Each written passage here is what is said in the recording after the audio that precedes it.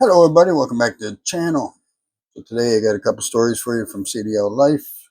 First one is 685 CDLs issued to unqualified non-citizens by Washington State since 2018.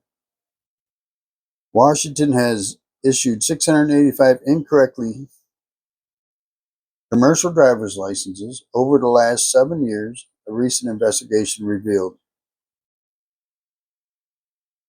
This is by Wimbley Patton. The investigation into the state's issuing of CDLs began after truck driver Harjinder Singh attempted an illegal U-turn in Florida, killing 3 people earlier this year.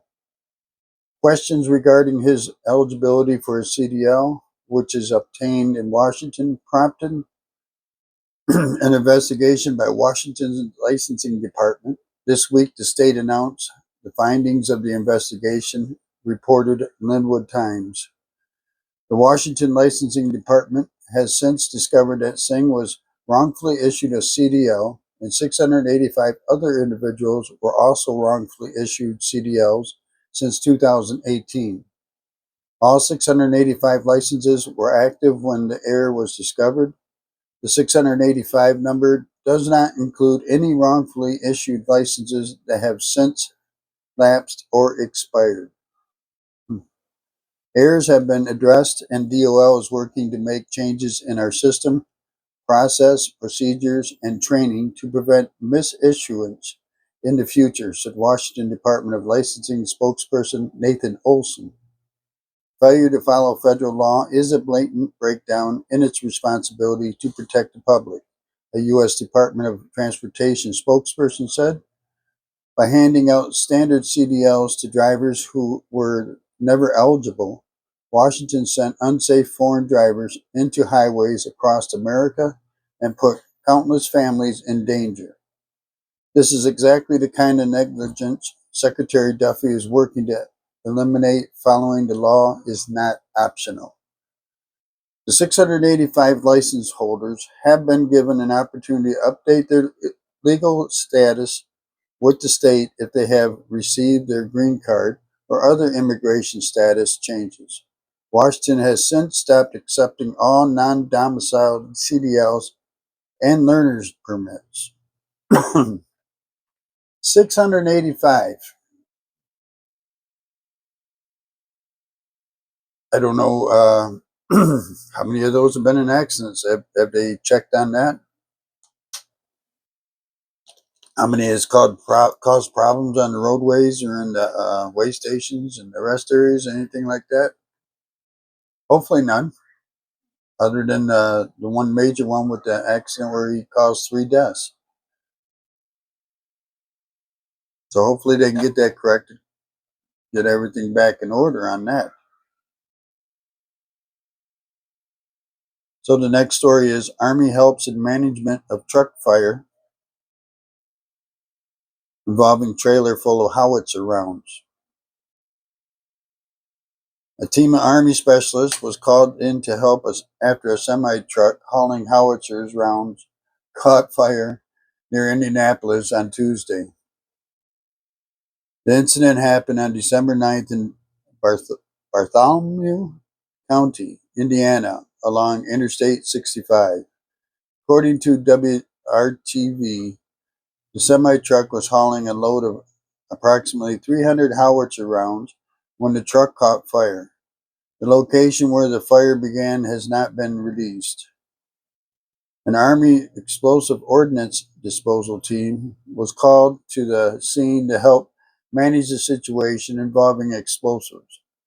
I-65 was shut down from exit 64 in Bartholomew County to exit 55 in Jackson County for about 4 hours as teams worked to render the munition safe. No injuries have been reported. The interstate has since reopened. So I guess that's all safe and sound. No big explosions or anything like that. So they took care of that, sounds like. I'm sure they're happy in Indianapolis. This one here is a bill to allow under 21 truck drivers to cross state lines if they remain within 150-mile radius of home base. A Wyoming legislature introduced a bill that seeks to expand opportunities for truck drivers who are under 21 years of age along limited interstate routes. On December 11th, Rep. Harriet Hageman, Republican from Wyoming, introduced the Responsible Opportunity for Under 21 Trucking Engagement Route Act. The Route Act seeks to change current law that restricts CDL holders who are under 21 to interstate operation only. The bill permits eligible young CDL holders to operate commercial motor vehicles across state lines within a 150 air mile radius of their normal working reporting location, aligning with other agriculture-related exceptions. Drivers must return to their reporting location within 14 consecutive hours and take at least 10 consecutive hours off duty before starting the next shift, maintaining existing hours of service requirements. Federal barriers prevent capable young Americans from entering the trucking industry. At the same time, we are removing illegal aliens who unlawfully obtain CDLs. That makes it even more important to open doors for American workers, fill these jobs, and strengthen our economy, said Hageman. Wyoming and other rural states face needless challenges because federal regulations blocks young CDL holders from making short interstate trips. It makes no sense that drivers are allowed to travel from Gillette to Evanston, but prohibited from driving right across the state line to Belle Fourche, South Dakota. America should never rely on illegal labor to move our goods. The bill is endorsed by the Owner Operator Independent Drivers Association, ODA, and the Wyoming Trucking Association. ODA supports Representative Hageman's common sense proposal to allow truck drivers to operate within a 150 air mile radius across state lines. The current system creates situations that simply do not make sense, like allowing a driver in Kansas City, Kansas, to haul clear across the state to its border with Colorado, but not deliver a few miles away in Kansas City, Missouri. The Route Act fixes this problem in a safe and practical way. Under 50 air mile operating radius gives drivers the chance to build skills in familiar conditions, receive the training they need, and they stay close to home while gaining experience. ODA appreciates Representative Hageman's leadership in advancing a common sense solution without opening the door to unsafe long haul operations for inexperienced teenagers, said Todd Spence, president of ODA. The bill reflects what rural states have needed for a long time, said Kevin Hawley, president of the Wyoming Trucking Association. It removes an unnecessary barrier for interested and qualified carriers, strengthens service to border communities, and supports the development of the next generation of professional drivers in Wyoming.